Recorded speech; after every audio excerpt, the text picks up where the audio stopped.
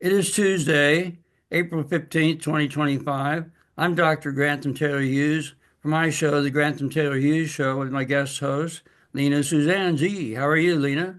I'm fine, thanks, Grantham. And you? I'm doing just fine, as they say. As they say, fine as wine for most people that imbibe. If you're an imbiber, do you imbibe a little wine occasionally? Oh, you don't drink wine? Not any old time? Not any old time. You're not a poet. You're not a poet, and you know it. I'm a poet and I know it. All right, all right. So yeah, I was going to talk about. Yes, I was, because yeah is colloquial. Yes, I'm going to talk about further to discuss the yantra because I don't think we finished up in our pre-talk. I was explaining some things about the. Remember, like the first 9 minutes is the instructions are 9 minute viewing. Okay, oh, we're going to get the yantra up. That's cool. All right. And what we were talking about is now I can't show this paper. That's okay. It doesn't matter. I was talking about the beyond the bindu, and the bindu is a circle in the middle, and the word bindu in Hindi means a spirit. So don't let that throw you because it really has nothing to do with that in terms of this geometric progression. It really is. It's a manifestation. So you're not going to gain any sort of spiritual enlightenment with this. You're going to get very rich and create an empire. I'm sure people will like that. And you're saying, how are you going to do that? Well, in ancient times, they divined that the simplicity of this instrument was to look in the middle and gain wealth, all right, in terms of money and goods and services and just your wherewithal in terms of an empire, all the toys of the empire, the castles and the furniture and the tapestries and just all the stuff, right? Okay, so people want more of that, and it's not a problem. You don't have to feel like you're greedy because we teach that there's plenty of space for everybody and there's no competition, so you can make as much as you want. Now, having said that, this particular instrument is a guide to gain that empire. It's a guide, okay? And because without it, people are successful without it. But as I said before, each one of us in our eyes, our physical eyes, the eyes are the creator. We create with our eyes, all right? Whether we're conscious of it or unconscious of it, we're creating with our eyes.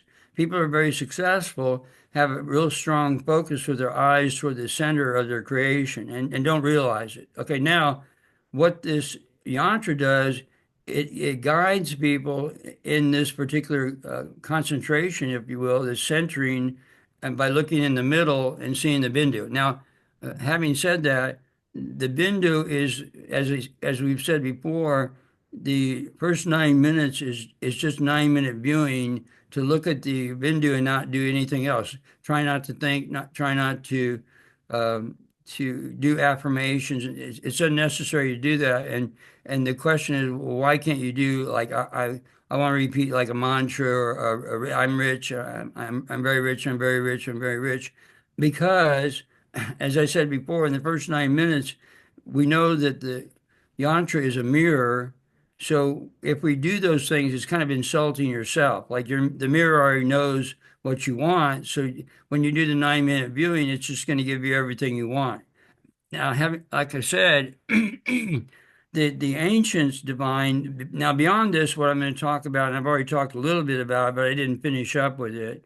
I mean, this is a very extensive thing. It can go several videos, but I want you to get in there and talk some too. I don't want to be doing the whole thing, but anyway, let me go a little bit longer here in reference to getting now, the 9 minute viewing is people will think it's not enough and want to do more. But then what I'm saying is because you'll create an empire with the 9 minutes, and once you create your empire and you're financially independent, then you'll have a lot of time on your hands.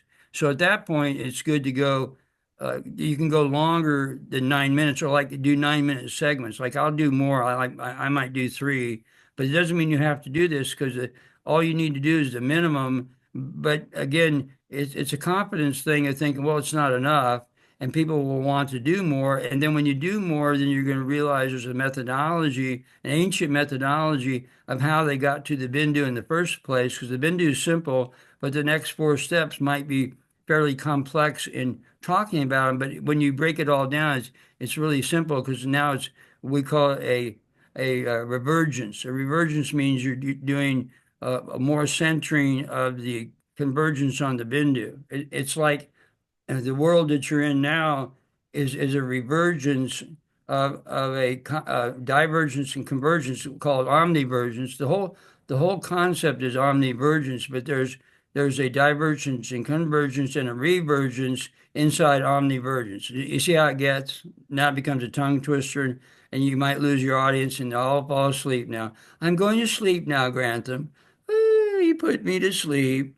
Anyway.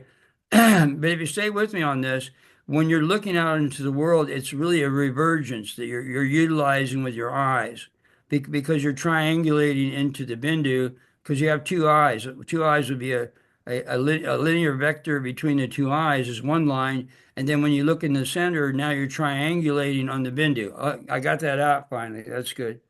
Can you repeat that, please? Yes. Yeah, go ahead. Yeah, can you just repeat that, what you just said about? All right. So when you look into the world, because you have two eyes, you can draw a line between the two eyes in your imagination, and that particular line, that linear progression, now looks into the Bindu, which triangulates the two diagonal lines into the Bindu. You see what I mean? Because if you have two eyes, it's going to create a triangulation to see the Bindu. You see what I mean? Because there'll be two vectors towards the Bindu to create a triangulation. Is that too complex, or is there some way I can make it simpler? No, I it don't makes know. sense. It makes sense now. I don't think I can. You're just going to have to repeat the video and try to get what I'm talking about. I could probably draw it, but I don't have a chalkboard or grease So board like they do now. what That would be, yeah, go ahead. I understood from what you just said was that we have a two eyes and there's a line between the two eyes that connects them. And You then, want to take it down to show, you can take down the yantra to bring us back, and then you can show me what you're doing. I mean, I apologize for the inconvenience with all this, but there's it's awkwardness when you're dealing with the graphic illustrations and coordination. Yeah, so go ahead, tell me what you were going to say. so what you just said was that we Yes, have two eyes and to imagine a line between the two eyes and then correct. a line from each eye to the Bindu. And that That's right. That's right. The triangulate. diagonals, correct. Yeah. So there's a triangulation there. Thank you. I appreciate that. It's very important. To graphic illustrators show documentation. Pictures are worth 1,000 words in terms of my belief. So that's good that you're showing that illustration. And so now, furthermore, when you see the Bindu, there's now a revergence created another triangulation out from it. It's if you take it down again, I'll show you what I'm talking about. Okay, so it's sort of like this. Okay, like where my jacket is and to my watch, that would be in the middle. There's the Bindu. But now beyond the Bindu, there's another triangle, reverse triangulation. That's called revergence. Because if you go up to the Bindu with your eyes, or you get close on an object, you'll see that there's a triangulation to see that object. We're not aware of that because we didn't know that existed. See, because I'm explaining it right now. When we see out into the world, there's a revergence. To see some object, now there's a reverse triangulation to see the object. So there's an hourglass right there. It's like an hourglass of importality, as we talk about, which I'll get into. So there's a revergence there to actually see the object. Now, the breaking of this down, and the proof of this is in ophthalmology. They talk about on the back of the retina that the image is reversed on the retina, and they don't really explain why. I don't think they even understand why. But when they show it, they're doing this, but it's sideways on. They show the two eyes, and then they show the reverse. They show the hourglass in between them, like this and like this. between the two eyes. They show the graphic illustration. And then on the back of the retina, they show the image it's upside down. But what's going on? That's spinning like this and then rotating and doing reversing it on the outside. See, it's called a lever rotatorial spin on from the retina because everything's spinning. All this whole thing we're talking about is it's all spinning. This is all spinning in a circular manner like this. Okay, and so we're just slowing it down to explain what's going on. It's like DNA. The multiple helixes are spinning all the time. Everything's churning and burning and going really fast in your body. Okay, so we're breaking it down, slowing it down to explain what's actually going on there. And we're saying, well, Grantham, it seems very complex. I said, well, I'm just giving you the truth and what's going on. Would you rather not know or would you rather have the knowledge? You see, so it's very interesting stuff we're talking about. At the same time, when you're looking and it's explaining a lot of in science, they don't explain things that I explain because they're leaving things out and you're thinking about things. Hey, I'm thinking about this. Can't somebody articulate or can I explain what I'm thinking about? Where's the forum to do that? And we're talking about trying to create a forum where people can come and interact and have plenty of time to do that. So with the Yantra, we're trying to make people financially independent so they'll have time to communicate and converse about these nuances that are very important. So when the back of the retina, as I said, when you're looking at now right now, what happens is there's a spinning and a counterclockwise spin of the what you're seeing right now, counterclockwise spin like this, and it goes into the bindu, and then what happens? It reverses itself this way, and then reverses the image on the back of the retina. You see how it goes, and that's why on the retina it's upside down, but when we look at it, it's right side up because it's just spinning like this. It spins like this and keeps spinning, and then when it hits the bindu, it reverses the spin, and or actually when it hits this way, it's still spinning and turns it right side up. And see, I'm the only one that's actually explained that in terms of revergence because I that term came to me by my Lama, Tibetan Lama teachers taught me about revergence a long time ago. But there's a lot of information here I haven't expressed yet that I've been taught. See, so this revergence is very important because that's how we see in the world every single day. But then beyond the bindu, those are four levels where we have the hourglass. I mean, the next level would be the diamond of health. I You, I just you, stop you there. yeah, go ahead. Can we just go over the concept so that I'm a bit clearer in my mind about it? So convergence is where we see the environment as a whole. We converge the eyes to make sense of the picture. Divergence is when we can split the picture into two. Before you've also talked about there being two portals. So can you just go over what this Okay, but it really really is when you diverge the bindu, it's really a revergence. It's not a divergence. A divergence is from the when you first started to see the bindu. That's a divergence there. And the world that you're in now, you were born with divergence from the two eyesight. When you separate the eyesight, that's divergence. And we're talking about that divergence to get to a revergence into the portals of travel. It can so sound very complex, and because the logic is actually a failure, but we have that's all we have in terms of trying to understand it. Otherwise, we need to do this. There's a rumor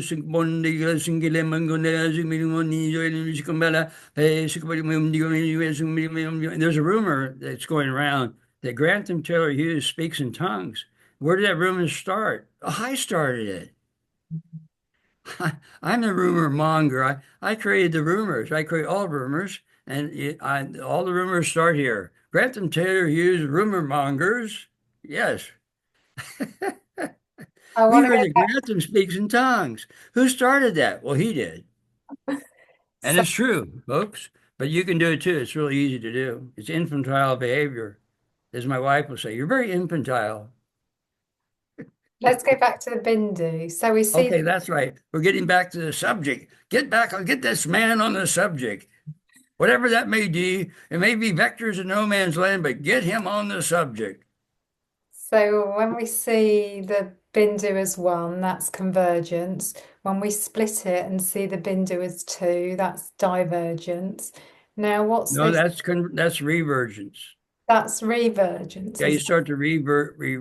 It's a reverse divergence. It's a divergence, but it's a reverse divergence. do you mean a reverse convergence? Oh yeah. Well, yeah, it's a reverse convergence. You corrected me on that in pre-talk, but then I didn't correct myself. I'm still making a mistake. I apologize. It's a bad habit. We have bad habits when we make errors, and when you're corrected, you got to implement the correction. So I do apologize. It's a convergence. So it's a revergence is a reverse convergence. Okay, And it okay. looks like a divergence when we do it. All right, there's the instrument that's called the yantra, the Sri Yantra, and it's very important because this one has about 250,000 chants in it that charged it. There's a affirmation charging that was done in a I think a Hindi language by a guru did this. So it's supposedly a very powerful yantra. So I highly recommend it. It's not religious by any means. It's just a geometric progression and the voice has power because we're talking about the essence of man being about 10,000 suns of power, albeit most people think they're powerless because they haven't been acknowledged in terms of the essence of what they are. So we try to do that on our calls. Yeah, so go ahead. You were going to ask me some questions, or no, I was going to go beyond the, excuse me, and talk about the diamond of health. And I don't Before, know. before Yes, go you ahead. do that, I wonder if I could ask what, for people who are struggling to get motivated starting at all or sticking with it, or they might do 1 or 2 days and then, struggle to actually get motivated to practice. How, have you got any advice for them? You mean to be motivated to do it? Well, you got to watch for differences in your life because for some people already said they've had some good results. So see, that's good. Those testimonials are very important because they need to air those testimonies to explain the differences. So you got to pay attention in your world to see changes because changes will happen right away. Because, like I said before, any practice doesn't come back to you void. Anything that you do, any discipline you do has results in it because it's natural science of cause and effect. For every action, there's an equal and opposite reaction. So when you do the 9 minute viewing, you can't help but get some changes right away. But you have to pay attention to the changes. And then to get something grandiose, it might take you a while to do it. For some, it just depends on how powerful people are. I mean, it's really a power of your focus. If people are very exoteric with their attention level, they don't do much esoteric work or they don't not religious or do spiritual things or introspection. If people are more introspective, then they may take longer to do the exoteric. Now, that's a speculation on my part because I don't really know because it's all individual. But I do know that everybody has a lot of power and you just have to practice it to see how quickly it'll come to you because it can come quickly or what quick might be a year to some people. Timing is all relative too, in reference to timing. They talk about in the esoteric side that you can't sustain God consciousness because you're not God for eternity. So, but if you, they call it, they were teaching me about the glimpse of the divine, like a glimpse of the divine, and you can't maintain it for eternity. But if you did it for a million years, it's still a glimpse. There's a real irony with that whole timing thing.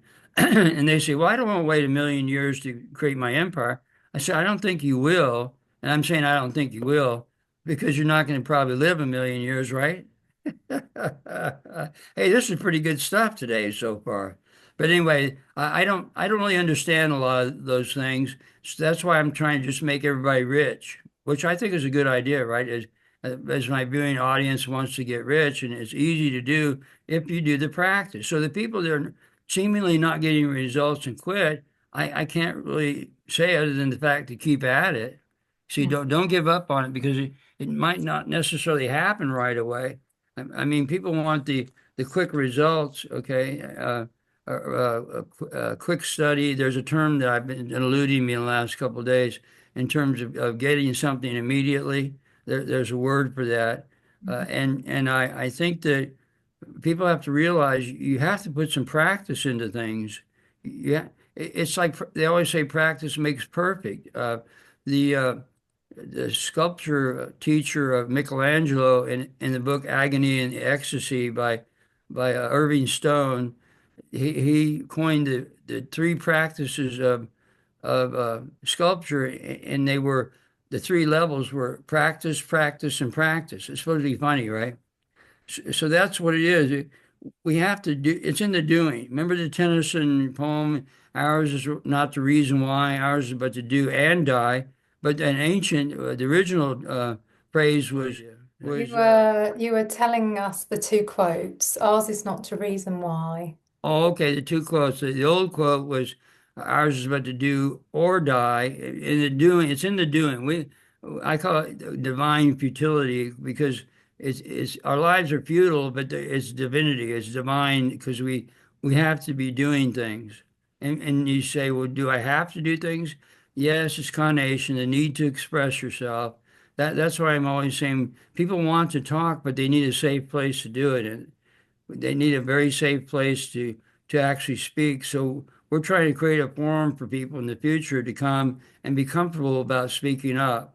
And that's because we're paying close attention, listening to you, and knowing how very important it is, and not just being on our own agenda. When somebody else is speaking, we want to listen very attentively and commend the good parts and forget about the bad parts. You see, emphasize the positive. Aren't there songs about that? Emphasize the positive. Anyway, never mind. Yeah. I know there's songs about that. Uh, yeah, I know the one you mean. Yeah, I thought of that. Is it Bing? I think it's Elaborate the positive. Yeah, I forgot. Bing Crosby, I think. Yeah, it was Bing Crosby. Yeah, the crooner.